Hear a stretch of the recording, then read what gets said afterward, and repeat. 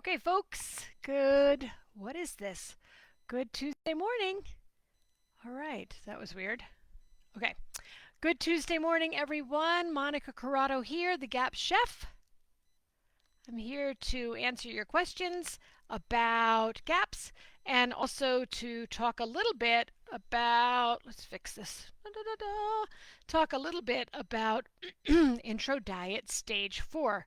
I'm hoping that these are helpful to all of you as I go through the intro diet and answer your questions. Again, Monica Corrado. Simplybeingwell.com is my website. I'm not a medical doctor. I am a holistic nutritionist. I am a certified GAPS practitioner, and I am the GAP chef.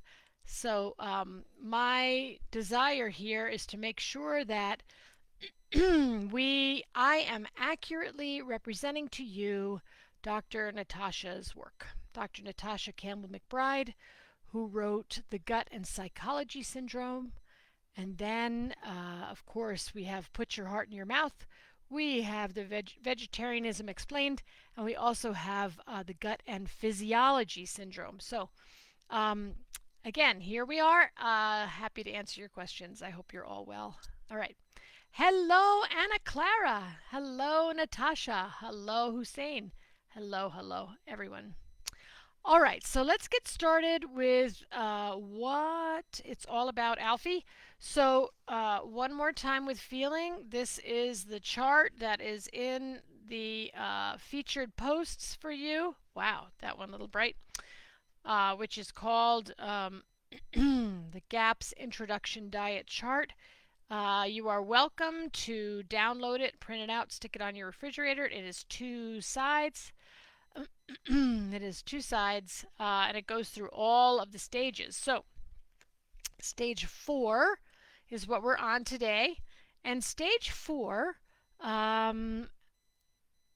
introduces very cool things.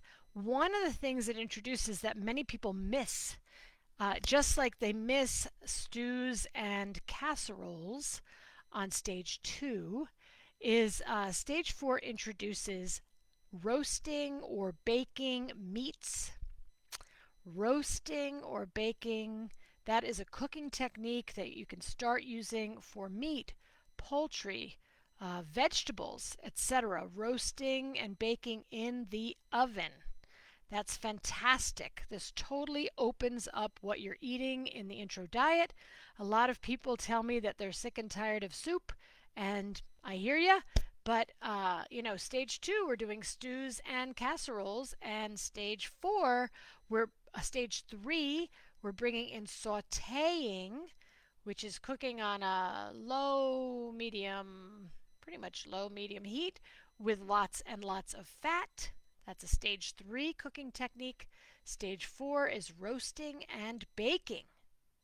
Are we still drinking meat stock in every stage? Yes.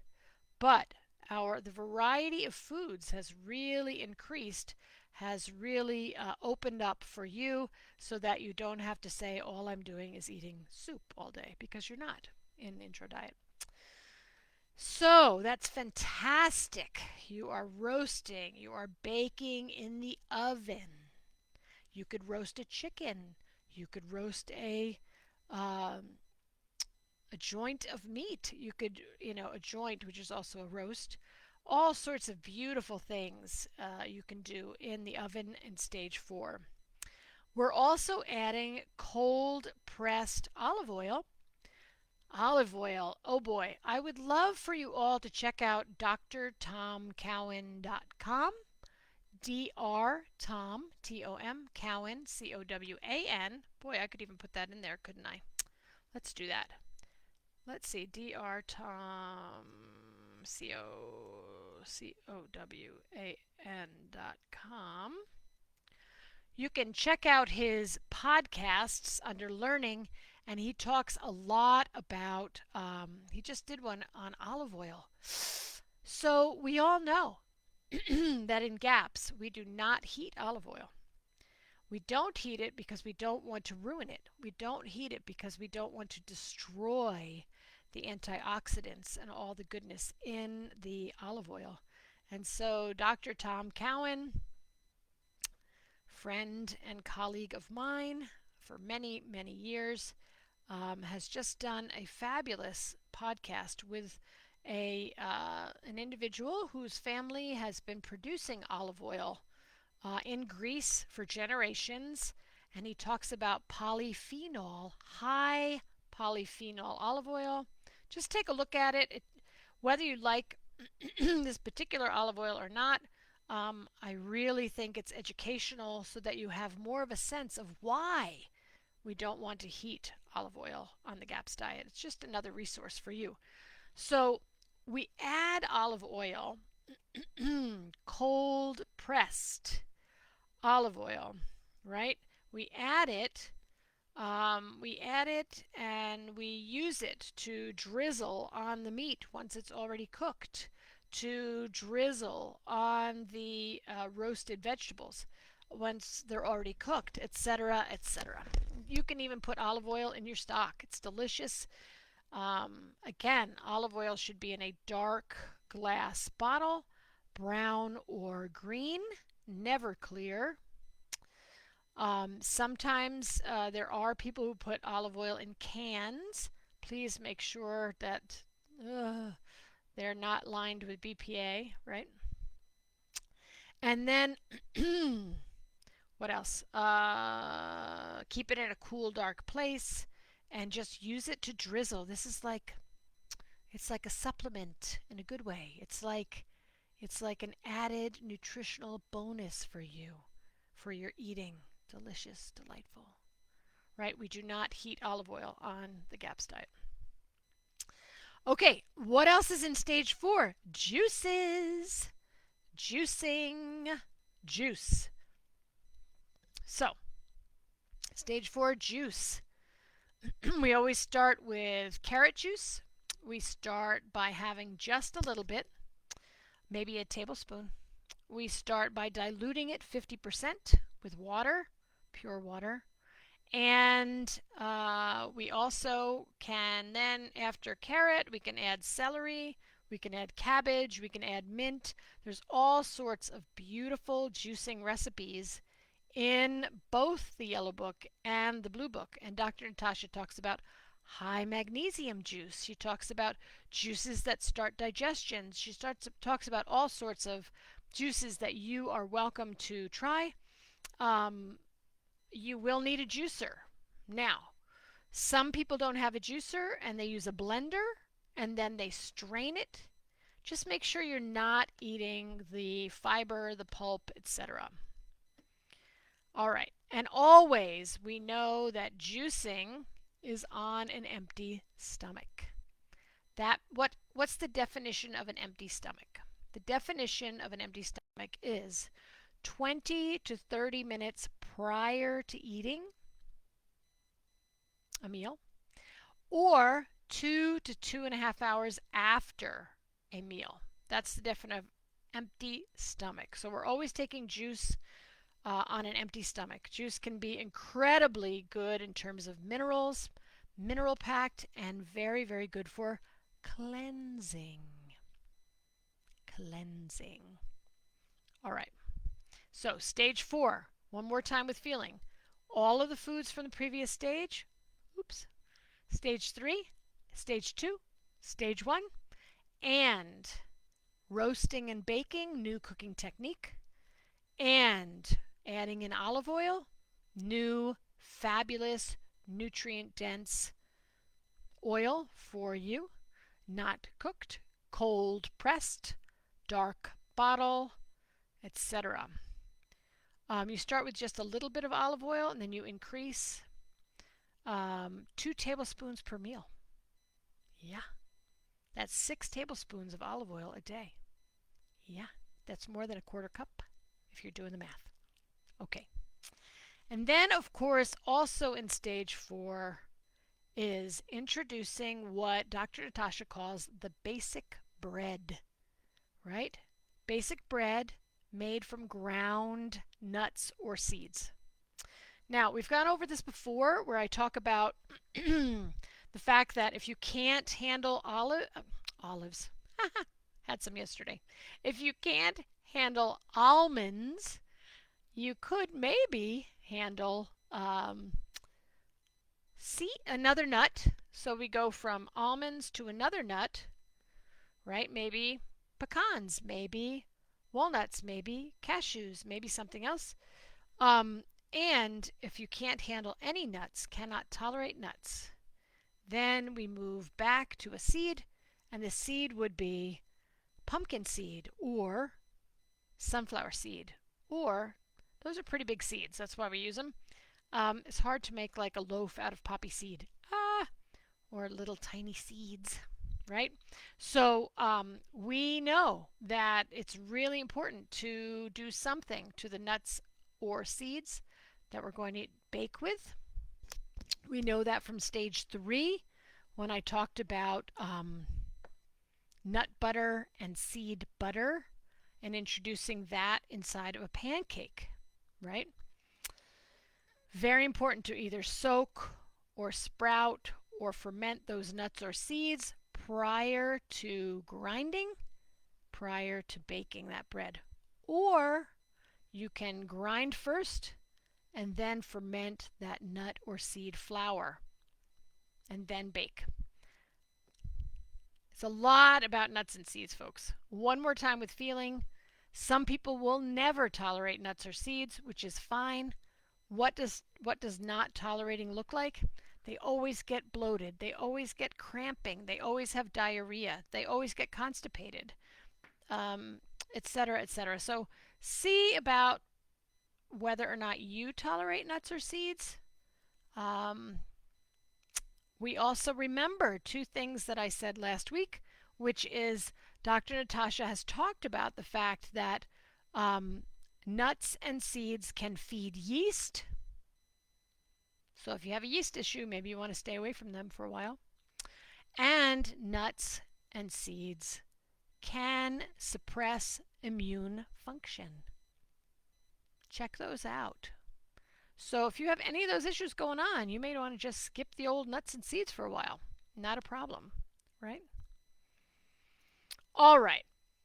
So those are the things that happen in stage 4. You are eating everything from stage 1, which is meat stock and blended soups made with meat stock, which is all of your beautiful teas of ginger tea and chamomile tea and mint tea, and you're having all those beautiful fats. And if you are not on the dairy introduction diet, then you are having all that fabulous raw fermented dairy.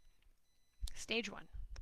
Stage 2, we add in those egg yolks, then we add in those eggs, then we add in stews and casseroles, etc., etc. So I will take any questions about any of the stages that we've gone through so far, stage 1, 2, 3, and 4, specifically what I've gone over now about stage 4, and I'll look to see what you've got in the comment section now. All right, here we go. Hope that's helpful. Let's see. Howdy. Who did I not say hello to? Hello, Abida. Hello, Joanna. Good to have you. I hope you saw my note about how I handle what is wrong with this? I don't know what this is. Hold on. Keyframe rate too low. Go away. I don't know what we do with that. No.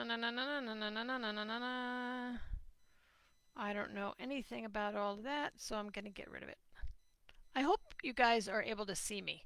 If you want to watch and see, is everything okay? Are you seeing me all right? I hope so. All right. I hope you're all right. I can't tell what to do about what they're saying, so we'll just keep going and hope that this comes through for now. Okay. La la la. Please update. They want me to update this.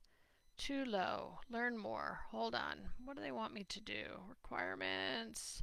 Frames. Blah blah blah. Blah blah blah blah blah. Protocol. Blah blah blah. Content requirements. Blah blah blah. I don't know what else. So we'll just keep going. All right. So here we go. Anna Clara asks, what's your view on Andreas Moritz liver flesh. Have no idea. Never seen it, don't know it, etc. Okay. Natasha asks, can we use olive oil to marinate the protein before we cook it or grill it? Yes, absolutely. In fact, I have a book on my website, and I'll tell you about it here. It's called Tender Grass-Fed Meat. Tender Grass-Fed Meat is all about, by Stanley, what's his name? Stanley Fishbein, maybe? Fishman? I don't remember. Yes, if you're using grass-fed meat, which we hope that you are, then for all sorts of reasons, right? Grass-fed, grass-finished. Then you want to use olive oil to tenderize. You don't want to use salt, I don't think, but you definitely use olive oil to tenderize. You massage it all in there, and then you pat it off with a paper towel or something, and then you grill it. Absolutely. Good idea. Definitely do that. Good question, Natasha. All right, Kathleen.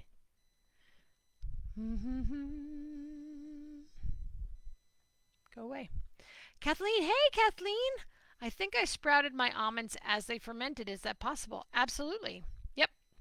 Remembering that almonds and all other nuts are seeds and they will sprout unless they have been,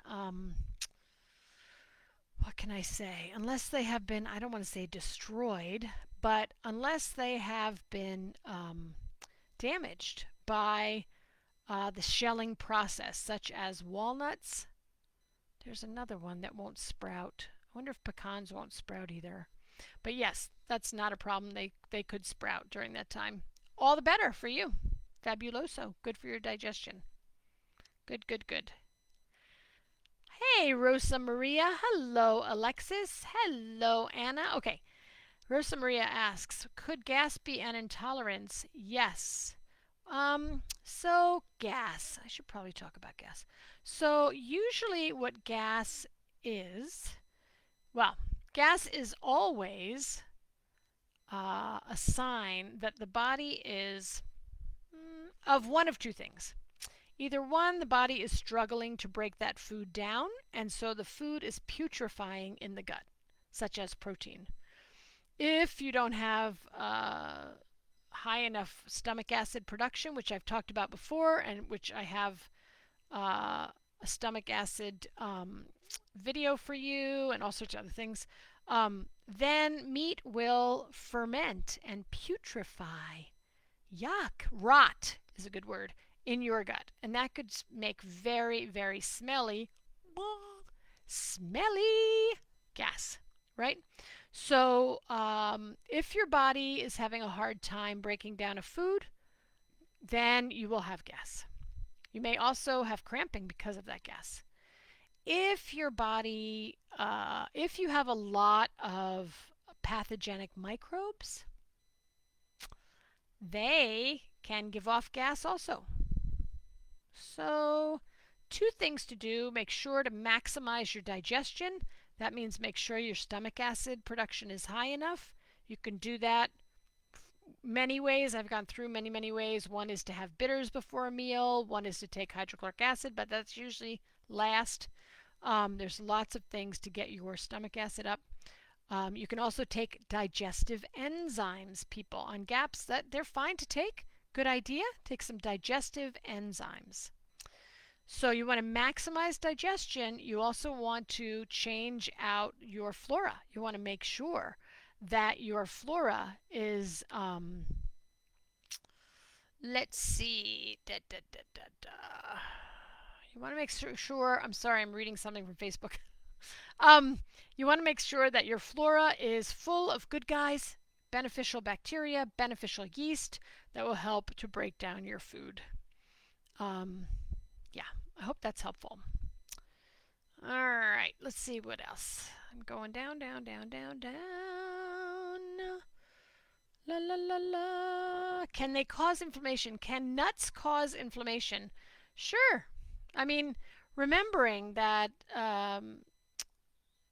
That's why we don't eat whole nuts or whole seeds until we hit full gaps after graduating intro, is that they can cause the gut to be inflamed. Yes.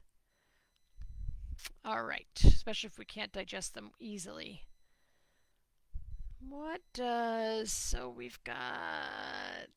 Good. Joanna sees me. Thank you, Abida. Thank you. You look fine. I appreciate it very much. Okay. Alexis asks, how about grilled meat? So grilling. Dr. Natasha talks a lot about grilling. On her FAQs, go to gaps.me. FAQs, look up grilling, look up barbecue. The difficulty with barbecuing is the toxins, or difficulty is that toxins are produced when you char meat. So you need to think about things like, what is the medium that you're using to burn? What are you burning, right? Are there toxins on the charcoal? Are you using fire starter, which is toxic? Are you charring the meat so it's black? All those things are problematic in terms of toxins. So I would say that barbecuing is an advanced cooking technique, and you probably don't want to hit it until full gaps after you've graduated through intro gaps for all those reasons. Okay, Rosa Maria, what is your preferred method to process nuts and seeds? So, Rosa Maria and everyone else, I wrote a phenomenal book, and it is phenomenal. It is a textbook. It's right here. I'm over here. This entire section, that is all about nuts and seeds and how to work with them, and whether soaking, sprouting, or fermenting is best for you and digestibility. My personal preferred method is to sprout, because sprouting changes every nut, every seed, every bean, every grain. Not that we're doing grains, because we're not into a plant. And the body is far more able to digest a plant than a seed because of all the anti-nutrients in the seed. So I love to sprout them whole. My second favorite for digestibility and for baking, and I do have a brand new baking class, folks, which I hope you all have taken or seen. Nope, not you all haven't taken it, or I'd know. Oh, that's called Baking with Nut and Seed Flour. It teaches the techniques of working with nut and seed flour for gaps and for just anyone who wants to bake with nut or seed flour. So my favorite way to bake with nut or seed flour is to grind the flour first, or grind the nuts or seeds, and then ferment in whey or yogurt or kefir for up to 72 hours and then bake. That's my favorite, my personal favorite, the easiest on the digestion. That is what I believe. Okay, let's see where we are. Hope that's helpful. All right, let's see. Anna, hey Anna. Anna Giacomini, I am good. Thank you for asking. I tested peanut butter on my daughter's arm and she had a rash. I tested a second time and no rash. Should it be safe? So the answer, Anna, would be, how long did you wait in between testing? Did you wait a week? Did you wait 2 weeks? Did you wait? Usually we wait 2 weeks at a minimum before we test something a second time on the skin, on the wrist, with the skin test. That's just a good idea. It's a good kind of thing to think about. 2 weeks between testing. So if you waited 2 weeks and the first time there was a rash and the second time there wasn't, rock and roll. Proceed mindfully, just a little bit at a time. Peanut butter can be problematic because peanuts are really a legume. They are a bean, believe it or not, and most people are not treating them correctly. I go into all of that too, about how to work with legumes, which are peanuts, and how to make your own peanut butter, etc. So, hope that's helpful. Okay, so really, folks, the answer is wait 2 weeks between the first time you try a skin test and someone fails, at least 2 weeks before you try again. Okay. La la la. I'm glad you see me, Joanna. Thank you. Sumeya, does sauteing Should be done on low heat, lots of fat in stage 4, like in stage 3. Yes, sauteing is always done in gaps with lots of fat. We're talking 4 tablespoons of fat or 5 tablespoons. And then you pour all that fat on your vegetable or meat and then you eat it, right? If we cook with it, then we eat it. We don't just cook with it and then throw it away. We saute with those fats and then we eat them. Yes. Okay. La la la la la. Anna, I don't know what you just said. Your daughter is 6.5 something. Is it 6.5 months? I don't know. Let's see. You waited 1 week. So yeah, wait. I would wait 2 weeks from now, Anna, and then do it again. If your child is 6.5 months old, I hope you're not trying to enter peanut butter. It's not a very, very nutrient-dense food. It can be problematic. I don't know how old your child is. Yeah, months. No, I would not start with peanut butter on a child that's that young. I just wouldn't. I would not even do nut butters with a child that young. I mean, a child that's 6.5 months old should be eating things like liver pate, stock, lots of fat. I don't know if you're still breastfeeding or any of that, but hey, Laura.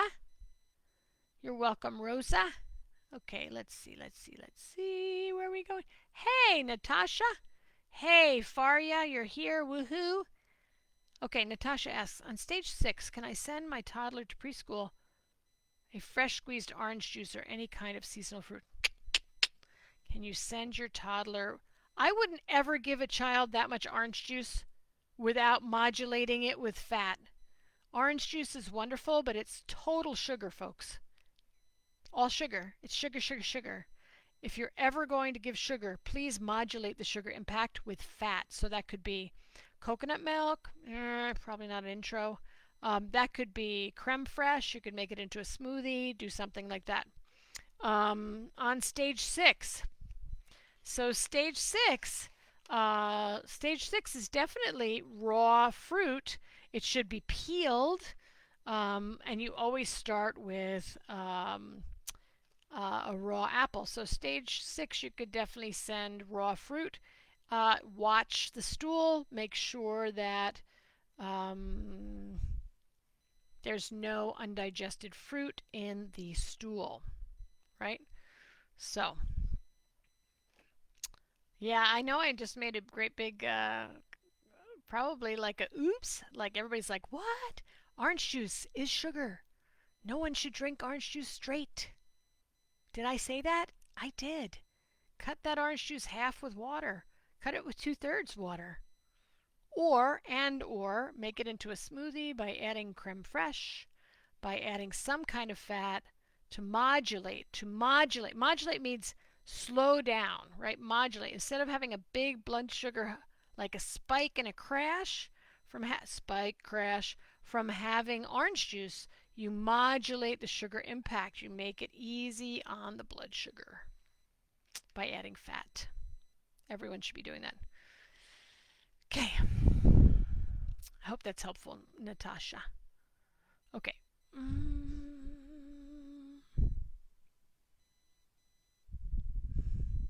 Abida, the Meat Stock Masterclass has been published. It's sitting on my website right now. Yes! I know I haven't announced anywhere, but now you know. Okay. Okay. Kathleen. Hi, Kathleen. Okay. Is undigested food in a child or baby necessarily mean leaky gut? It just means that she's been almost carrot shows up. Or that happened even with no, undigested food for a baby or an adult, undigested food in the stool means that food is not getting broken down in the stomach or in the small intestine. So usually what that means is one of two things. One, low stomach acid production, which happens a lot with children, especially when we try to give them raw things like carrots or other raw vegetables. Very hard for them to break down. Why? First of all, are we teaching them to chew? Chew, chew, chew those vegetables. Chew and swallow. Chew 20 times. Probably not. So, really a good idea to increase the stomach acid production. I know we've done a talk on stomach acid. I know it's sitting on my YouTube channel. Ask the Gap Chef. Stomach acid probably would be what it would be. But some ways for children. Again, Dr. Natasha goes through this in both books. But some easy ways. You can give that child a little bit of bitters. Bitters that are clean with no garbage in them, right? I'm trying to think about my favorite. What is it called? I'm not remembering. Bitters prior to a meal and a little bit of water. Sauerkraut prior to a meal. Cabbage tonic. Sauerkraut juice prior to the meal, right? We do this to help increase stomach acid production. And so number one, stomach acid production is too low. Number two, which means they're not making enough. Number two, their enzymes are not strong enough yet to break down the food. So then we add in digestive enzymes for children, right? Digestive enzymes. All of these things are clearly outlined about how to work with them, with children, etc.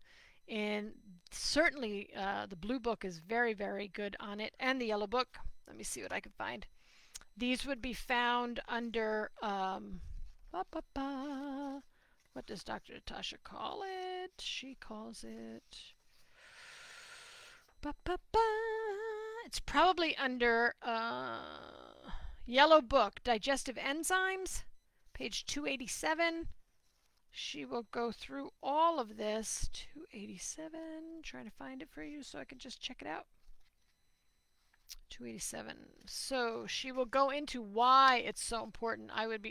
She talks about low stomach acid right there, first page. Digestive enzymes, yellow book, 287. Go on and on and on. Very important for you to read these things for children about undigested food. So, yeah, hope that's helpful. All right.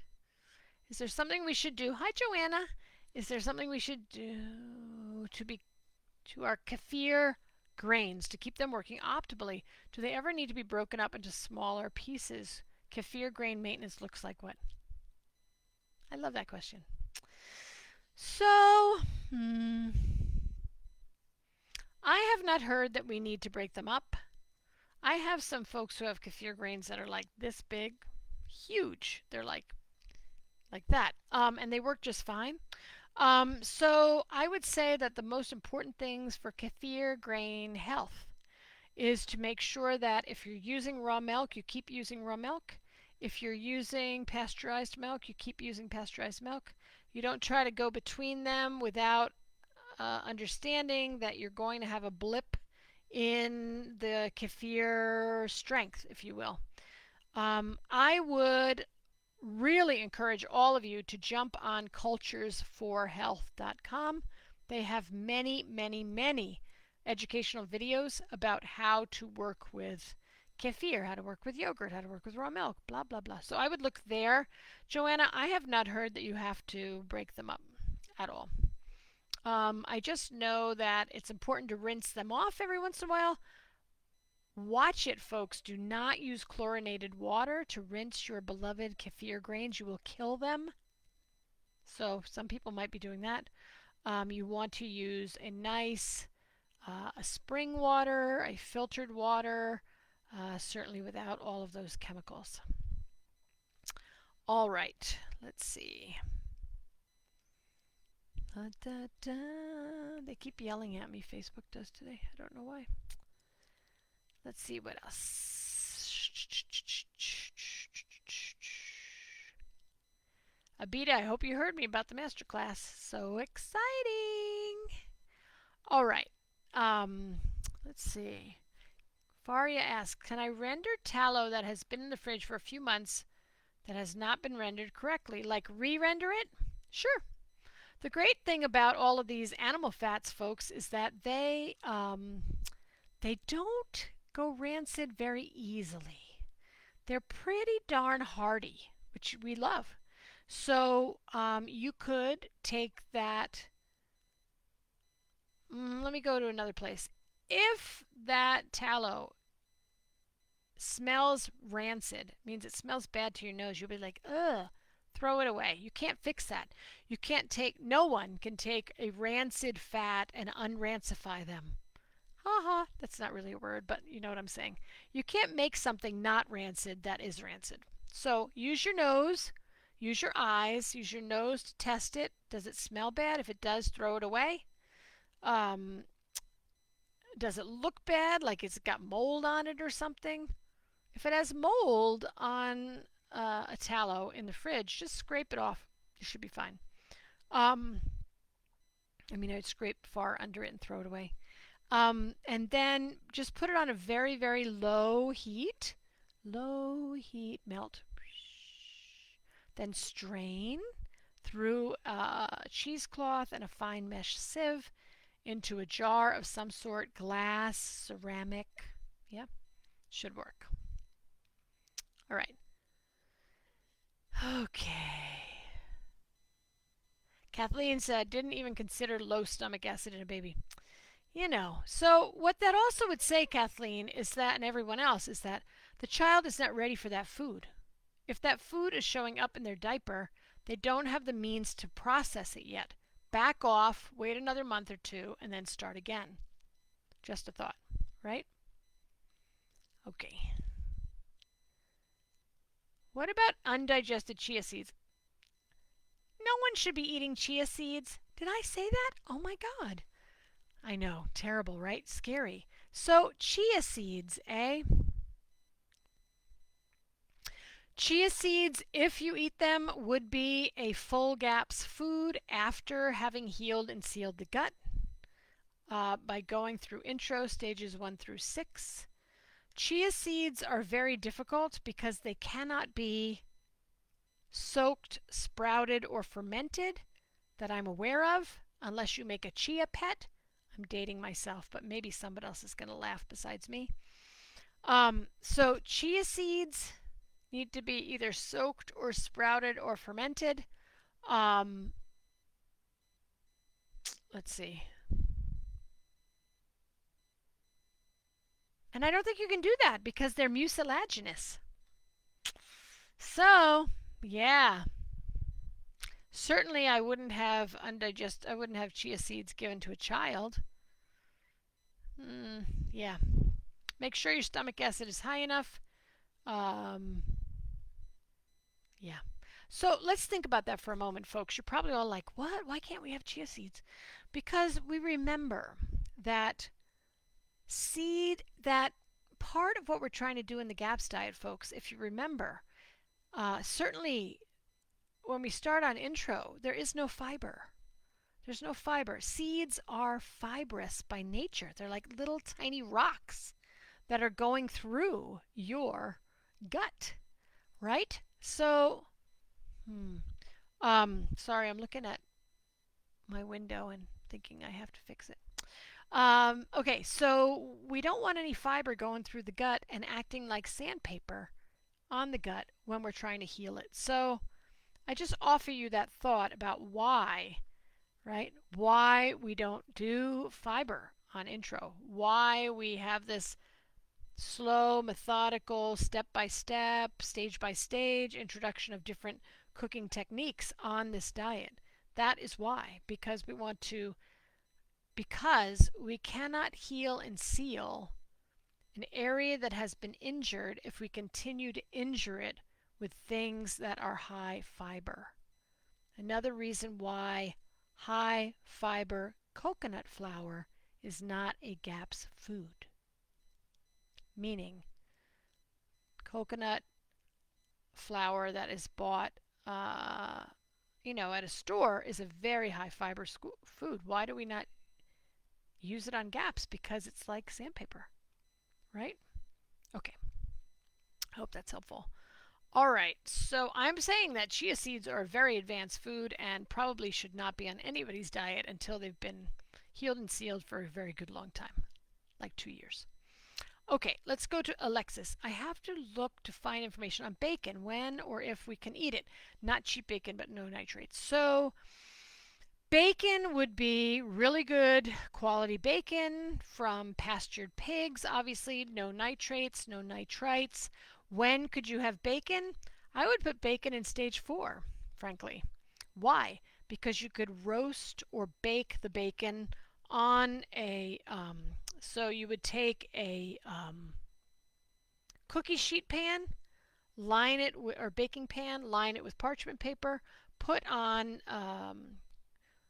baking rack, right? The cooling rack for cookies or whatever, and then put the bacon on top, bake it in the oven slow and low, let all the grease drip. That would be baking in stage 4. So you could try it right there, or you could wait until you get to you've graduated to full gaps. Hope that's helpful. All right. Sumaya. Joanna says, thank you, kefir grain question. I only use raw milk. I recently rinsed the grains with filtered water. The kefir doesn't seem as strong as it used to be, but I will press on. Yeah, Joanna and everyone, I would jump on Cultures for Health. They've got great educational videos. They're fantastic. Right? Check it out. Yeah, so let's go here. Let's see. Where are we? Sumaya. The roasting is done only in the oven, right? Yes, roasting and baking are done in the oven. Correct. That means you take a pan, you put a chicken in it, you put it in the oven, you turn the oven on, and you roast it. And then you pull it out and you flip it over and you put it back in. No meat stock. Roasting and baking is about, no meat stock. That doesn't mean you're not drinking meat stock. It just means you don't have to put it in when you're roasting or baking. Hope that's helpful. All right. What are my thoughts on GAPS intro while breastfeeding? I would look that up specifically. So I would say no GAPS intro when you're breastfeeding. Why? Because GAPS intro means that you are dumping toxins, and those toxins will dump right into your breast milk. Bad idea, right? So I think Dr. Natasha is pretty clear about breastfeeding, and I would just check. All of her stuff on baby gaps is hanging out in the yellow book. That's where you look up baby gaps. Hold on, I'm looking for fun. La la la la. All right, part 4, having a new baby in the GAPS family. Let's look. Pregnancy. Also, a dear friend and colleague of mine, Holly B. Bigham. Anyway, if you go to gapstraining.com, you can find her baby GAPS course. Fantastic. That Dr. Tasha has written a special book. It's in that course. So fun. All right, before, during, prepare for birth. All right, I want to find this for you because I want to know. New baby, feeding your baby. La la la, breast milk. Breastfeeding is wonderful. La la la. She talks about mastitis. Let's see if she talks about. Yeah, can you imagine she doesn't really talk about that? All right, well, that's what I have to say. I would say no GAPS intro when you're breastfeeding. You don't want to get those toxins into the milk. Okay. Marta, I would also suggest that you jump on gaps.me and see if she says anything else more clearly about that. I hope everyone's using gaps.me, Dr. Natasha's website. That is the website to start with. Go there first, see what she has to say, then look other places. Then go into the books, etc. Okay, Alexis, how about using bacon grease to cook eggs in? Yes, you could use bacon grease to cook eggs in, as long as the bacon grease is not rancid, and as long as the bacon grease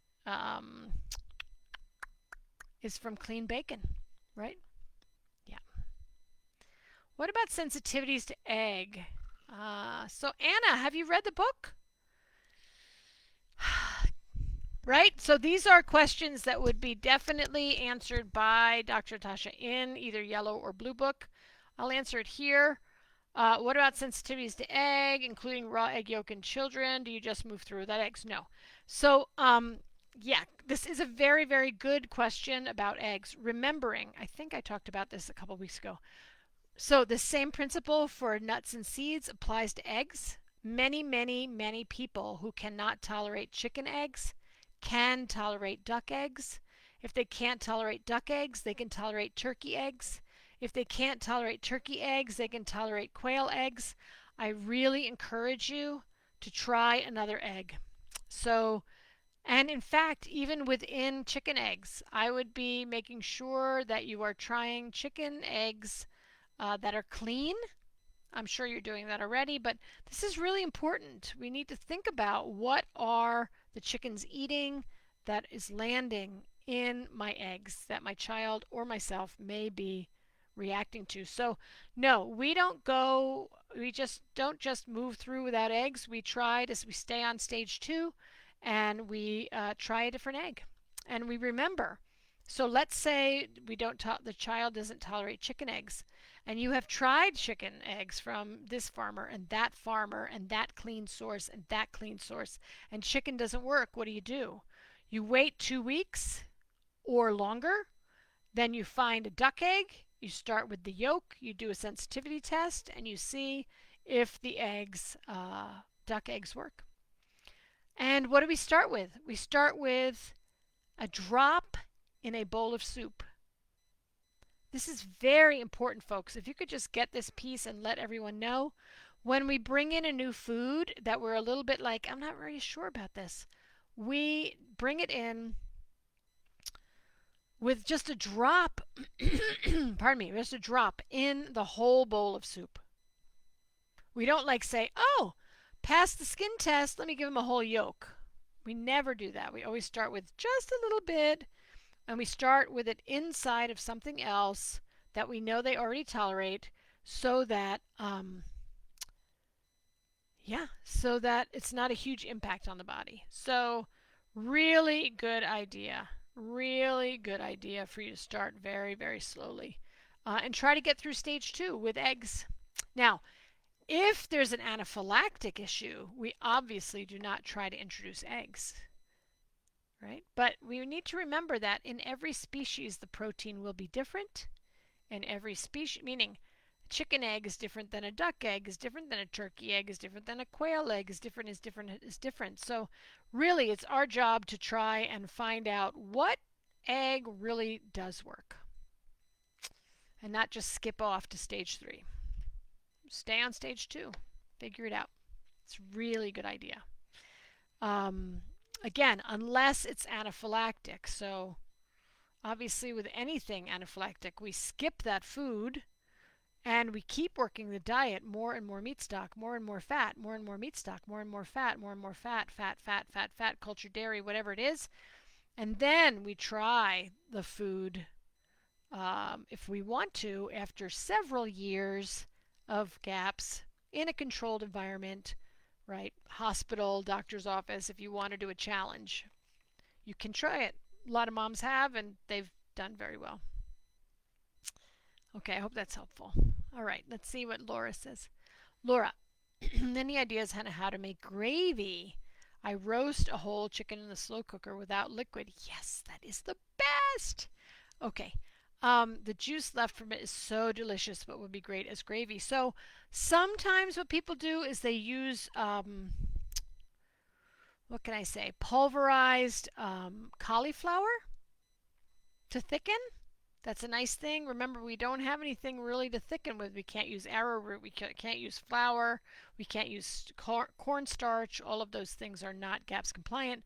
So some people pulverize some cauliflower really, really, they cook it, they blend it, and then they blend it up with that, and they get a gravy.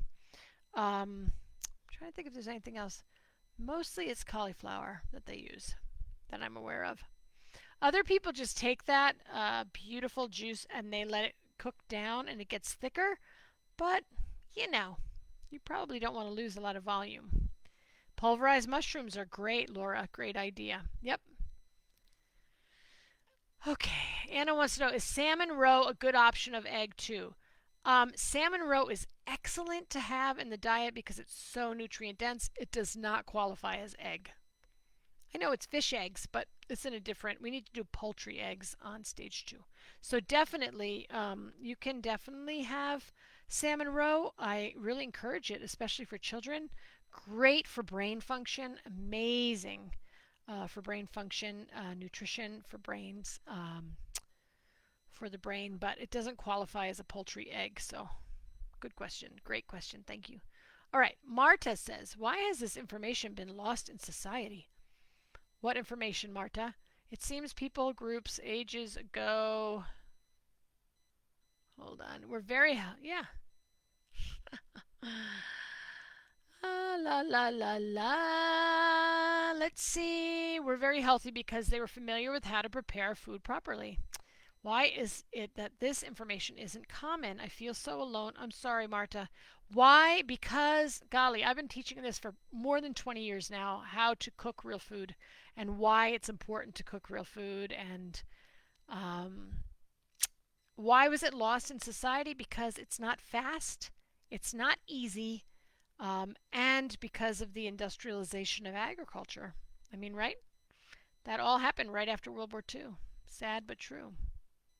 I mean, I could go on about that for hours, but I feel so alone as a mom around other moms who feed their kids foods that are hard on their babies and kids' guts, and I wish properly prepared foods was just common sense. I know, Marta, me too. That's why I do what I do. If you could just teach one mom how to use a crock pot with a chicken in it, you will have a huge impact on that family. But remember, take care of yourself first. Put your life preserver on first, right? And we lead by the clarity of our example, right? We lead by, your kids are healthy and their kids might not be so healthy. So maybe you could share what you know. Also, you can please let people know about the Weston A. Price Foundation, WESTONA Price.org.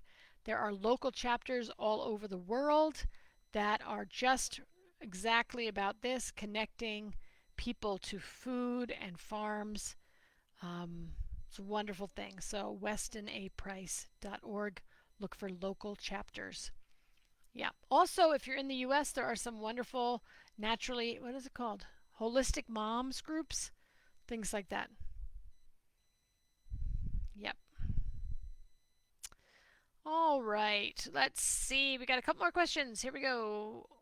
Sumaya, my neighbor broke her thigh bone. Would you recommend to eat meat stock? Meat stock. Meat stock is what she needs. She definitely needs cod liver oil. Excellent. And yogurt would be great too. You know what you're doing? Fabulous. Yes. Meat stock, yogurt from raw milk, and cod liver oil, fermented cod liver oil. Excellent. I would not be doing vitamin D with Kay, remembering that she'll get all the vitamin D she needs from cod liver oil. You don't want to have any isolated vitamins. Do we take cod liver oil all year round or just winter? I'm in Canada. So cod liver oil definitely starting the fall and winter. Very, very good for you. These days, you might want to take it all year round, remembering that the GAPS diet is your best protection, your best resource for staying well through fall and winter. So, GAPS is a great way to keep yourself well. Add cod liver oil, fermented cod liver oil, definitely fall and winter. And then if you feel immune compromised or you're going to be doing a lot of traveling, I really suggest that you take it all year or take it during those times. Okay, let's see. How do you prepare salmon roe? You don't. You just buy it and you eat it on a spoon. No preparation needed for salmon roe.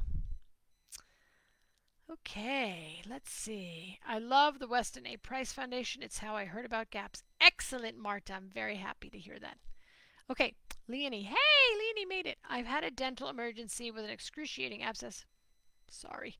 Swollen eye. I'm having to take antibiotics for 5 days. Take them if you need them, and bless them. Oral surgery looms. I'm histamine intolerant and MCAS, so don't do ferments, but will take my low histamine probiotics and antifungal. Blah, blah, blah. Turns out I had some serious infections in my wisdom teeth. Absolutely. What does GAP say about the role of dental infections in illness and healing? Yeah, the teeth are a major, major part of your mouth. Has to be well, folks. So if you have you have infections in your teeth, they must be resolved. You must get them cleared. So bless those antibiotics, and if you need them, we use them, and then we recover with probiotic foods or probiotics, low histamine probiotics if we need to take them, right? So, yeah, what GAPS would say is the same thing Weston Price would say, which is dental health is paramount. One of the things we all should be doing or could be doing is to rinse our mouths with kefir, but certainly before we go to bed. It's a wonderful way to keep that area clean and healthy. Yeah, you'll be fine. Leonie, you'll be fine. Bless what you need, right? If you need this, yes, go and do it. And then come back and get back online. No problem. No problem. Yeah, that's what I've got, folks, for today. It's 12:32. Good to see you all. I wish you well, always. I send you blessings. I hope you have a wonderful, wonderful week. Blessings to you, your family, your children. Blessings on all you do. And good. And oil pulling is wonderful. Yeah. Good. No filling. Great.